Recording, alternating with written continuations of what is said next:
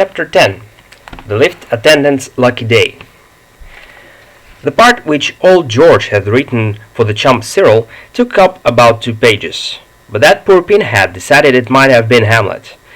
I suppose I heard him read his lines a dozen times in the first couple of days. I became more or less the shadow, and all the time Jeeves remained still pretty cold and distant about the purple socks. Soon Aunt Agatha's letter arrived. It took her about 6 pages to describe Cyril's father's feelings in regard to his going on the stage, and about 6 more to give me a sketch of what she would say, think, and do if I didn't keep him clear of injurious influences while he was in America.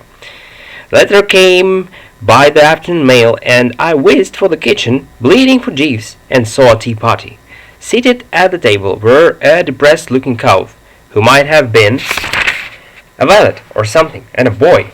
The valet fellow was drinking a whiskey and soda, and the boy was eating some jam and cake. "Oh, I say, Jeeves," I said. "Sorry to interrupt the feast, but—" At this point, the small boy's eye hit me like a bullet and stopped me.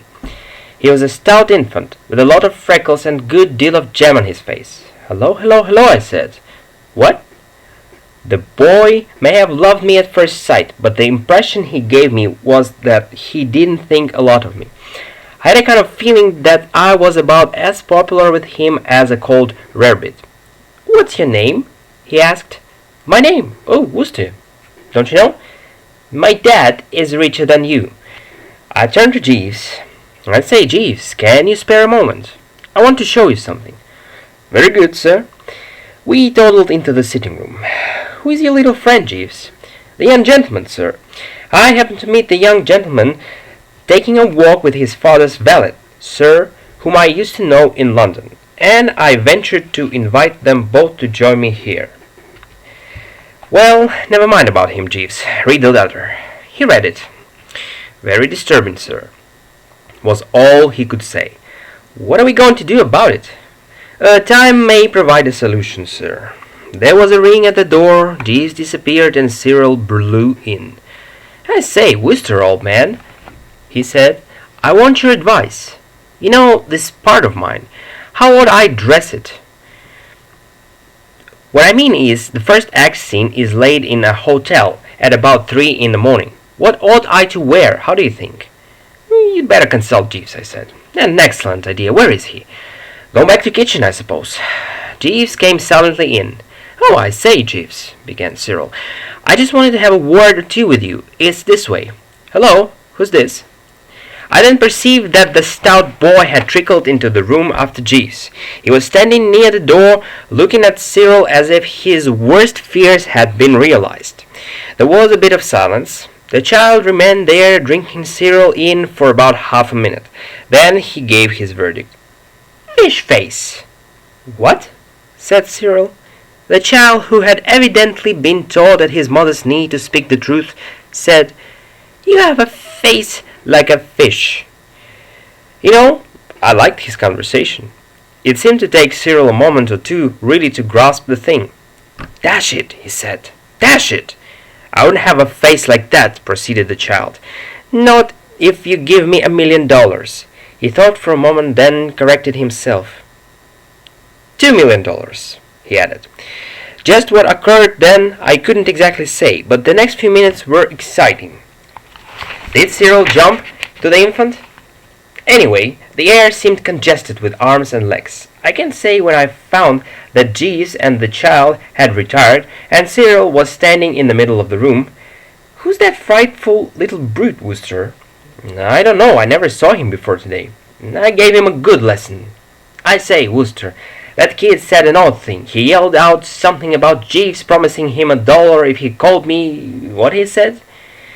It sounded pretty unlikely to me. What would Jeeves do that for?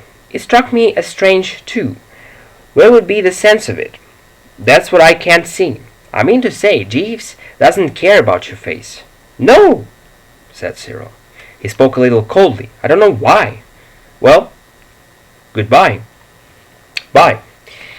In a week after this strange little episode, George Caffin called me up and asked me if I would come and see a run-through of his show Ask Dad. This dress rehearsal, old George explained, was the same as regular dress rehearsal, but more exciting because all the blighters could rise and tell what they thought about it. The show started at 8 o'clock. When I came, the dress parade was still going on. George was on stage, talking to a cow, and an absolutely round, practically hairless fellow with big spectacles. I had seen George with the latter guy once or twice at the club, and I knew that he was Blumenfield, the manager. I waved to George and slid into a seat at the back, so as to be out of the way when the fighting started. Presently George came and joined me, and fairly soon after that curtain went down, the fellow at the piano began to play, and the curtain went up again. I can't quite recall what the plot of Ask That was about, but I know it clear to me about Cyril. I was rather puzzled at first. I sat there for nearly half an hour, waiting for him, until I suddenly discovered he'd been on from the start. He was in fact the strange-looking ugly lad who was leaning against a palm to appear intelligent, while the heroine sang a song about love. After the second, he began to dance in company with a dozen other ugly lads, a painful spectacle for one who could see a vision of Aunt Agatha and old Bassington. Absolutely. The dance had just finished, and Cyril Bells disappeared when a voice darkness on my right. Dad! Old Bloomingfield and the hero became silent. I peered into the shadows. Who should it be but Jeeves' little playmate with the freckles? He was now there with his hands in his pocket. The place belonged to him. Dad, said the boy, that number's no good. Old Bloomingfield beamed over his shoulder. Don't you like it, darling? It gives me pain. You're dead right. You need something better here. Quite right, my boy. Quite right. Go on. I turned to George, who was muttering to himself. I say, George, old man, who is that kid? Old George groaned. I didn't know he had crawled in. It's Bloomingfield's son. Now we are going to have problems. Is he always like this? Always. But why does old Bloomingfield listen to him? Nobody knows. It may be pure fatherly love. My own idea is that he thinks the kid has exactly the amount of intelligence of the average member of the audience, and that what makes a hit with him will please the general public. While conversely, what he doesn't like is bad for anyone. It is a pest, a wart, and a pot of poison. The moment arrived for Cyril's big scene. Cyril was an English lord who had come over to America. So far he had only had 2 lines to say. One was, "Oh, I say," and the other was, "Yes, of course." I sat back in my chair and waited.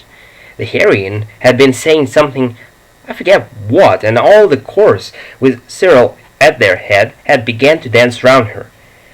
Cyril's first line was, "Oh, I say, you mustn't say that, really." But our little friend with the freckles had risen to lodge a protest. "Dad, darling, that one's no good." "Which one, darling?" "The one with the face like a fish." "But they all have faces like a fish, darling." The child became more definite. "The ugly one." "Which ugly one?" "That one," said Cyril, pointing to Cyril. "Yes, he is I thought so myself." "He's an idiot." "You're right, my boy. I've noticed it for some time." Cyril's remarks were in progress. He has prepared. Even from where I was sitting, I could see that these harsh words had hit the old Bassington family pride. He started to get pink in the ears, and then in the nose, and then in the cheeks, till in about a quarter of a minute he looked like a tomato. "What the hell do you mean?" "What the hell do you mean?" shouted old Bloomingfield. "Don't yell at me. I want to kill you, that little brute." "What? Real brute, a rascal." Old Bloomingfield got rounder than ever. "See here, mister, I don't know your name. My name is Bassington, and the old Bassington. I mean, the Bassingtons are the customs." Old Bloomingfield told him in a few brief words pretty much what he thought of the Bassingtons and what they weren't accustomed to. The whole company gathered to enjoy his remarks. "You must work well for my dad," said the stout child to Cyril. "I don't want any stupid," said Cyril. "What's that?" barked old Bloomingfield. "Don't you understand that this boy is my son?" "Yes, I do. and you both have my sympathy. You're fired, cried old Bloomfield. Get out of my theatre. About 10:30 next morning, Jeeves came into my bedroom and said that Cyril was waiting to see me in the sitting room. How does he look, Jeeves? Sir? What does Mr. Bassington look like? I can't criticize the facial peculiarities of your friends. I don't mean that. I mean, does he look angry, sad, and so on? Not noticeably, sir. His manner is tranquil. That's strange. Sir? Nothing. Let him in, will you? It was really strange. Seemed pretty ordinary and quite fairly cheerful. Hello, Mr. Old Man. Hello? I just looked in to say goodbye. Goodbye? Yes, I'm off to Washington in an hour. He sat down on the bed. You know, Mr. Old Man, he went on, I've been thinking it all over, and really it doesn't seem quite fair to my father. My going on the stage and so forth. What do you think? I see what you mean. I mean to say he sent me over here to broaden my mind, you know. It would be bad if I go on the stage instead. I don't know if you understand me, but what I mean to say is sort of a question of conscience. Can you leave the show? Oh, that's all right. I to old Bloomfield. Of course he's sorry to lose me, said he didn't see how he could fill my place and all that sort of thing, but after all, I'm right, don't you think? Oh, yes, absolutely. I thought you'd agree with me. I'm glad to meet you, and all that sort of rot. Bye-bye. Bye.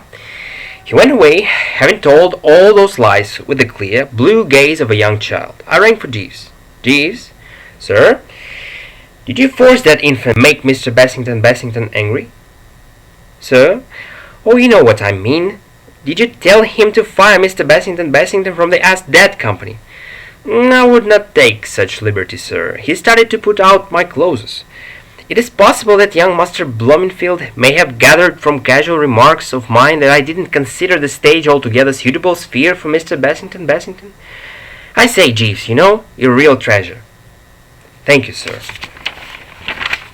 And I'm obliged, if you know what I mean. Aunt Agatha would have killed me. I think there might have been some unpleasantness, sir. I am laying out the blue suit, sir. I fancy the effect will be pleasing. I had finished and gone out and got to the lift. I remember that I want to reward Jeeves for his really sporting behavior. In this matter of the chump Cyril, I had decided to let those purple socks pass out of my life. After all, there are times when a cow must make sacrifices. The lift came up. The fellow in charge of the lift looked at me with devotion. I wish to thank you, sir, for your kindness. Oh, what? Mr. Jeeves gave me purple socks, as you told him. Thank you very much, sir. I looked down. The blighter had my purple socks on. Oh, not at all. Glad you like them, I said.